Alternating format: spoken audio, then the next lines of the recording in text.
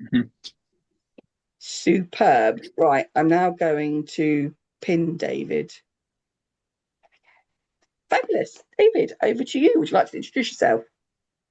Thanks, Charlie. Yeah, hi everybody. My name's David Ashley, and I'm here from the Independent Living Group.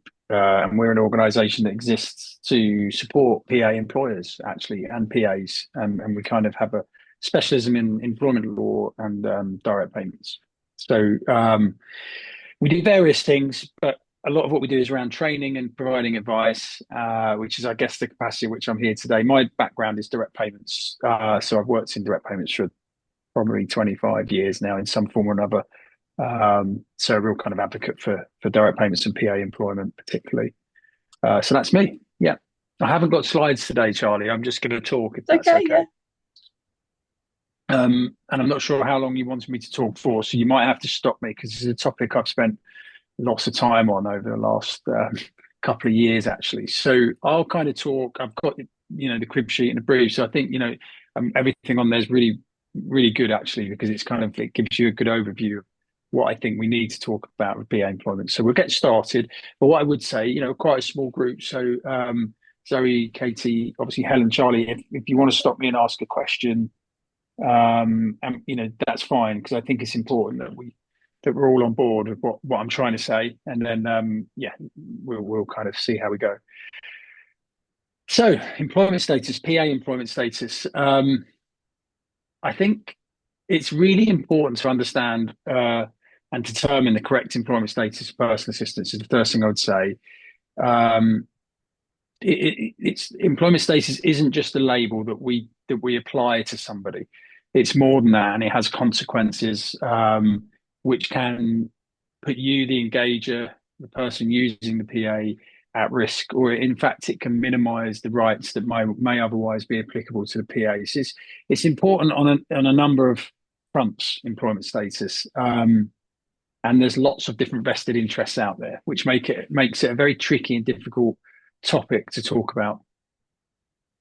Accurate classification is essential to ensuring legal compliance. As I say, protecting the rights of personal assistants, but also enabling employers to manage support confidently and responsibly. So, um, where do we start? I guess the concept of personal assistance dates back to the 1980s. Traditionally, PAs um, were seen as employed people, as an employed job, really, employed occupation, I should say, because at its heart, personal assistance, as conceived from within the independent living movement, um, was all about control, independence, and choice on the part of the person engaging who needed personal assistance. So, if we look at it through that lens, I think it's important to understand that history. So, the concept of personal assistance was all about control and on the part of the person who needed that assistance. So, when we talk about employment status, one of the key things we have to think about is who's in control. So I think that's just something just to bear in mind as a bit of context, really. But in order to have true control over how your care and support is provided from your personal assistant, it lends itself to employment. So an employed person is at the behest of is under the control, if you like, of their employer. And if we assess employment status, what we're looking at is trying to determine effectively if HMRC have to assess employment status, or if, say, a PA claims employment rights and perhaps you thought they were self-employed and there was some sort of dispute about employment status, then what we're looking for in that employment relationship is the existence of a contract of employment. So we're looking to see if that person is in fact an employee. That's the way assessing employment status works. And as I said, it's really important to note that employment status isn't the label we give something, it's the way that relationship is in reality. Okay, so you might call someone self-employed and have a piece of paper that says, right, you're working for me, you're self-employed. There's a self-employed agreement that we have. You invoice me and I pay you those invoices. You have a unique tax reference and you deal with your own tax in HMRC. So all the labels would indicate self-employment. Um, but then in reality, the working relationship between those two people and how it plays out in reality will determine their true employment status. So I think that's the first point, that we can label something one thing, but it's how it operates in practice that can be more important than the labels. So you could have a situation where somebody was considered themselves self-employed on paper, but was actually, were interrogated, was deemed to be an employee. So I think that's an important point to make. Um, so how do we identify whether somebody's in an employment contract? I think we have to step back and look at some of the, like, the way that relationship works. And there's three key facets that make up an employment contract. And those are something called mutuality of obligation. And that's a really long-winded phrase, isn't it? Or if you've not heard it before, it can seem a bit kind of wordy, but it's really quite straightforward if we break it down. So mutual obligation. So in all contracts, actually, in all working contracts, there's a mutual obligation. You know, you agree to do work, pay for that work, and then the work's undertaken, you pay, and work's paid for. So in any agreement, there's kind of a mutual obligation. But what we're looking for in an employment contract is an ongoing mutual obligation. So if you think of any of you who employ PAs, or if you work and you have a job, or I have a job with Independent Living Group, there's a mutual obligation that exists. I'm in a contract of employment, and that contract says, because it's open ended, there's no fixed point, there's no fixed end date. I'm in a contract of employment that's just ongoing. There's an ongoing agreement between me and my employer that they will make work available for me, and I will do that work as agreed on an ongoing basis until such time as my contract is terminated. So that's really important. One of the three key facets of an employment contract is this ongoing mutual obligation. Here's the work, I'm providing it for you, you will do the work. Okay, so that's one key facet. A self-employed person wouldn't necessarily have an ongoing obligation, because a self-employed person might be, you'll come and do this service, and that service will be provided for, and that's what the agreement's for. It's not necessarily this ongoing obligation to provide and do work. The second key facet of an employment contract is personal service. So remember, we're talking about if somebody's interrogating a working relationship between two people and trying to work out what the true employment status is, the first thing they're looking for is this mutually ongoing obligation between the two parties. The second thing is personal service, by which I mean, does it have to be you that does the work? So I work for ILG. I can't tell my boss tomorrow, you know, it's half term and I'm going to take my kids out. It's Tuesday, but don't worry, I've given my to-do list to somebody else to do. So my work will be done. The work will be undertaken. It just won't be done by me. A truly self-employed person may well have that right. They may well have that right. So if you imagine having somebody in to your house, maybe to do some work, or they're doing some, like, putting a fence up in the garden or whatever it might be, you might have an agreement with a firm that they're going to come and do that work. So there's the dog I was talking about, if you can hear that, sorry. So you might have an agreement for that work to be undertaken, and the company that you've agreed it with might send somebody else to do it. It might not be the person you've spoken to or that you expected.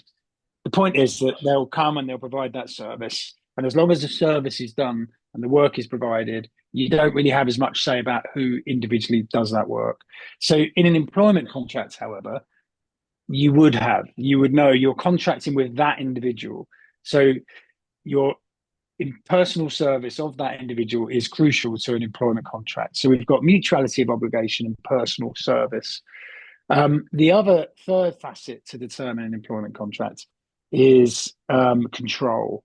And we're looking at who's in control. So the employer, effectively, the engager, that would be you in this scenario, the person who needs the PA would be in control, by which I mean they determine when the work happens, how the work happens, and where the work happens. So they retain that control over the way, where, how, and when the work is undertaken.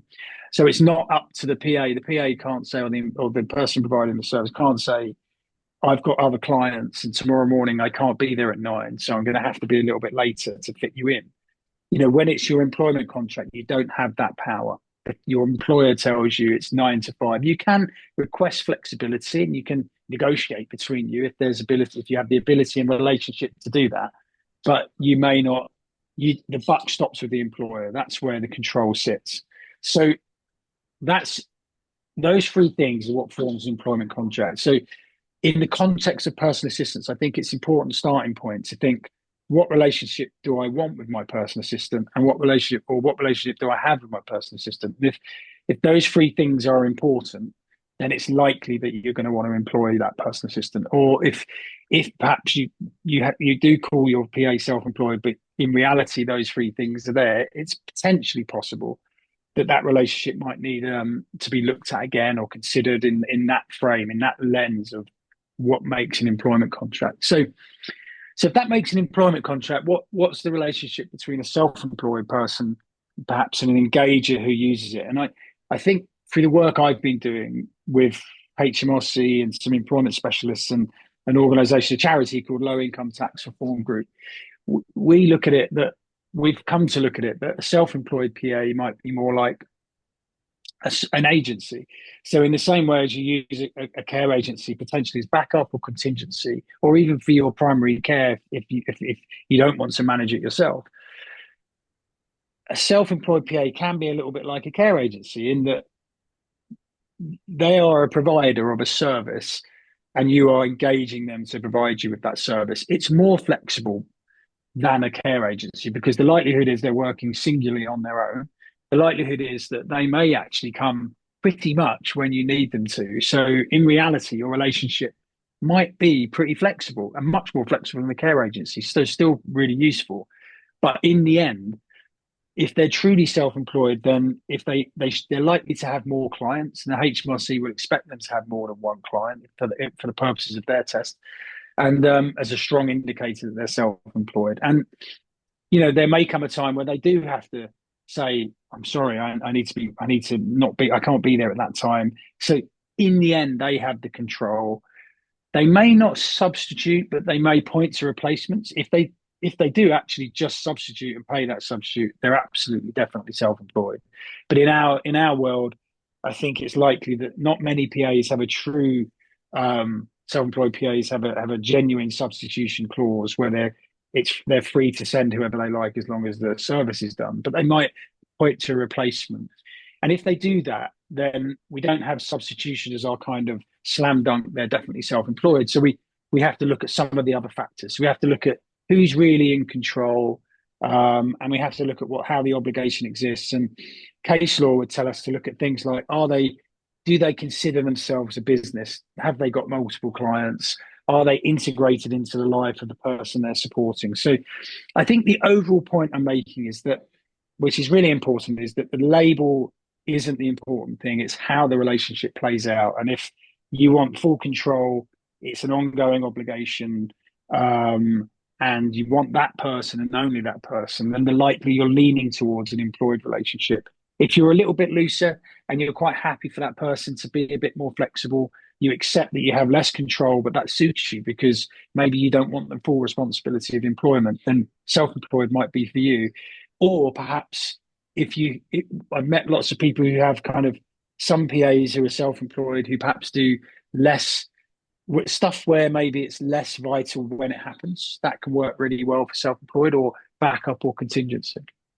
So I think that's how I would sort of start. So what I want to do now is just go back to, because I've realised I've completely off the brief.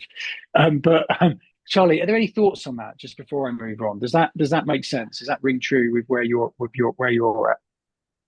Yeah, it does. It does. Good. Something that a question that has popped up in my head.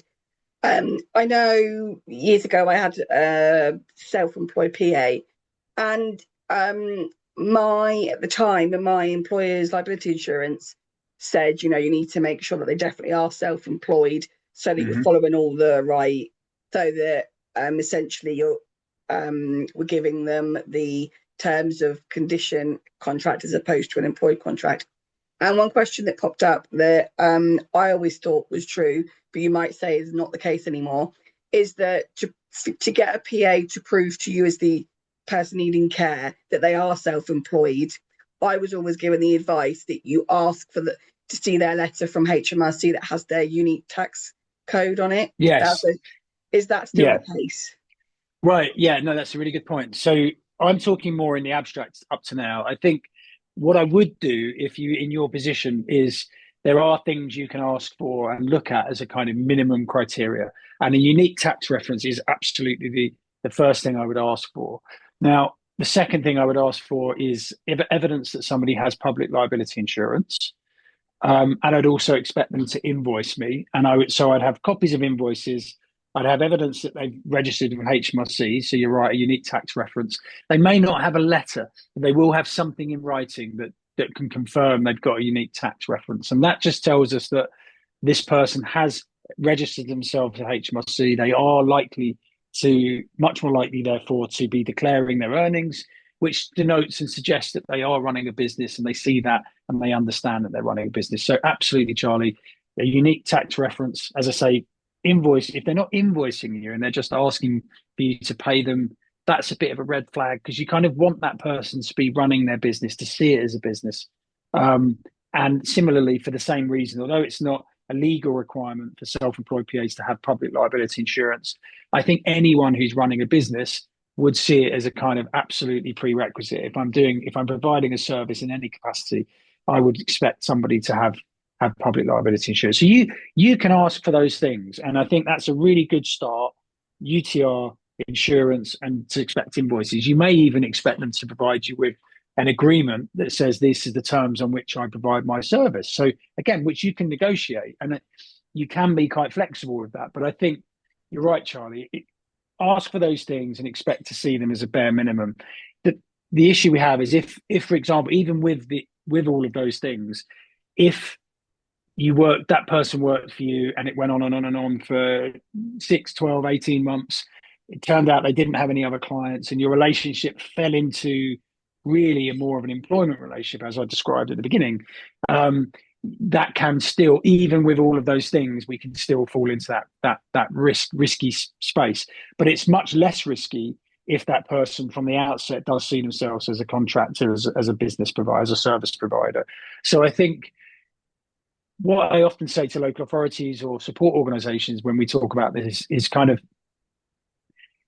the HMRC talk about non-compliance. So they say, so if we imagine a falsely identified, we call someone self-employed, but they're acting like they're employed, and the relationship is an employed relationship in reality, then they would describe it as maybe non-compliant because it would mean that the employer isn't paying employers' national insurance contributions. It means that the employee is probably not getting their statutory employment rights, and it means that even the employee, if they're self-employed, is maybe declaring their as self-employed, but technically they're employed. So they would describe it as a non-compliant relationship. And I think what I often say to local authorities, if you're looking at different situations, we have to kind of assess the seriousness of that situation, perhaps RAG rates, so red, amber, green.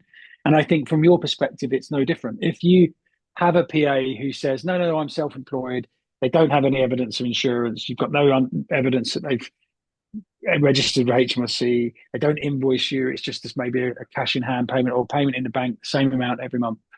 I would suggest that's at the red risky end. If they're doing all those things, if you've got the paperwork, we're much more in the sort of amber green end of the spectrum. So I think what we can do is we can work towards keeping ourselves in the amber greeny end of that spectrum. And then if we review it every few months, maybe every quarter, or every 6 months, or however frequently is realistic, we might look at that arrangement and just have a view about, is this more like an employment relationship now? Maybe I need to review it and we need to talk about it. Because if somebody's worked for you for a year and a half, and it's working really well for both of you, and in reality you feel it is an employment relationship, really it's in their interest to have that relationship recognized for what it is, because employment rights grow over time. And while we do have a bit of a problem in that, I think certainly with direct payment recipients, that many local authorities will pay a higher rate for a self-employed PA than they'll give you for employing a PA, which skews the market because there might be lots of PAs out there who are attracted, quite understandably, to a higher take-home pay. What's hard for people to gauge is actually if they work for someone for 5, 6 years and one day they're made redundant, or perhaps they want to have statutory maternity pay or whatever rights that they may have accrued over time. They're going to be that's going to be complicated by calling themselves self-employed. And one of the other things that I think is really important to remember is that I'm talking in the abstract to a certain degree because these risks rarely realize themselves. So nobody's going to come and knock on the door and investigate an employment status situation between you and your PA. There's nobody out there checking. HMRC have a remit to check because they want to make sure they're bringing in the correct revenue, and they will look if they have the resource to, but they don't really have the resource to go around in individual care packages, or I think the incentive. Nobody wants to destabilize working care packages. When these things tend to blow up is when there's a dispute, and unfortunately, as I'm sure you'd have spoke about in these groups, best willing in the world, sometimes relationships sour or break down or things go wrong between PAs and employers. And of course, that can be hard enough just in a normal employment situation. But if you've got this potential situation where the employment status is wrong and then the relationship breaks down, and of course, that can blow up and become more than just a dispute between two parties. It's then about, well, actually, I think I've got employment rights, and you might say, well, you were self-employed and we agreed that. And then, of course, as you can probably guess from everything I've said so far, if they make a complaint and assert employment rights, the tribunal has only one choice, which is to examine the relationship, figure out what they think that person's employment status is based on the facts they can ascertain. And the risk there is that they would say, well, yeah, this person was treated like an employee and does have employment rights, which again, you might then find yourself in a situation where you don't have employer's liability insurance because you didn't think you're employing somebody, but potentially liable for this person's statutory employment rights where there's been a dispute. So it's potentially problematic for those reasons, really. So we have put together some guidance, which I'm really excited to say I've got a draft copy of in front of me, which is the first. I've not long seen it, and it's being published by Think Local Act Personal TLAP in partnership with Independent Living Group and the National Direct Payments Forum and Community Catalysts, who are quite well known for supporting micro providers, which is basically another name for self-employed PAs. So we've worked really, really hard on that guidance. There's lots of case studies in there, but it is going to talk about everything I've said really today. There's some myth busting in there, which I think is quite helpful, which I'll mention briefly. And I think that's really, really important. So the first one, employed PA or self-employed PA, that isn't the question. And that's saying that there is a kind of outlook that a PA is either universally self-employed or employed. And I think that is a quite unhelpful view, and that we need to think more about each care arrangement. So you might have a PA who works for my neighbour and their relationship is a self-employed relationship, and my neighbour is quite loose about when they ask them to come, quite happy for them to kind of send substitutes or at least replacements, and there's the control sits with the PA. That same PA could in theory work for somebody else where it's very strict when they work and actually in more employed capacity. So the point we're trying to make is that each care arrangement requires examination on its own merits. So there isn't this kind of, that PA is self-employed always in every arrangement. It's much more about each arrangement. And that, in my view, everybody in this sector needs support. So I would argue, and do argue, that local authorities need more resource, particularly for direct payment recipients and ICBs, that they should be supporting you more to navigate this space, check care arrangements. We need more support, not less, so that you can all be kind of confident in the choices you're making. Because self-employed PAs do a brilliant job. Micro providers are great.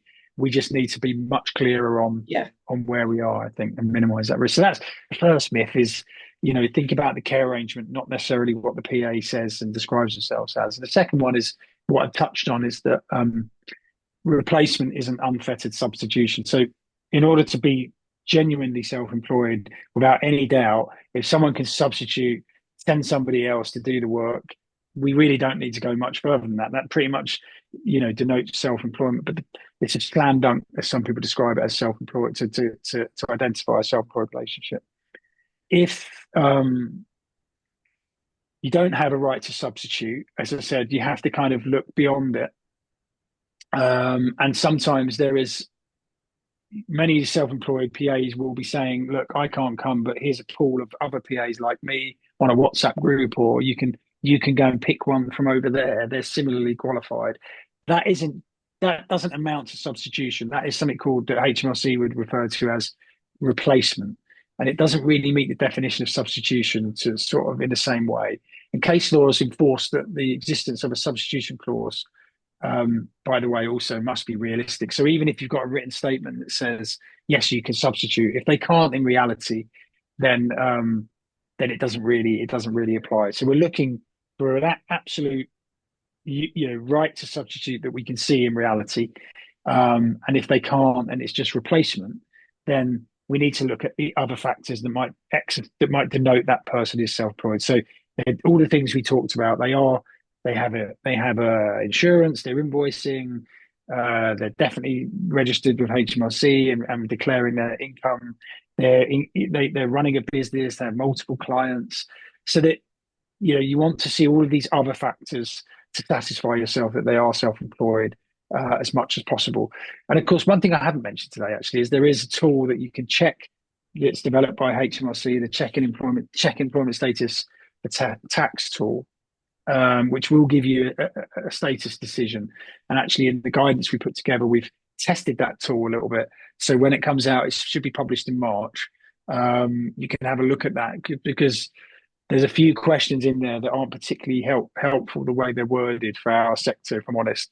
But you can interrogate that yourself and have a look and see what we've managed to pull out of the CES tool. But it is a useful tool if you answer it honestly, and it will tell you what the HMRC would consider your PAs to be. And if you get an outcome from the CES tool and you keep it, then that does actually protect you in the event there's ever any debate later on about their status tool. So it's in your interest to have a look at the CES tool and use it as well as much as possible. I don't know if I've gone off piece there. Sorry, I could talk about this for hours. So sorry, Charlie. No, it's okay. I think what we'll do is I will turn the recording off, and then if anyone has any questions,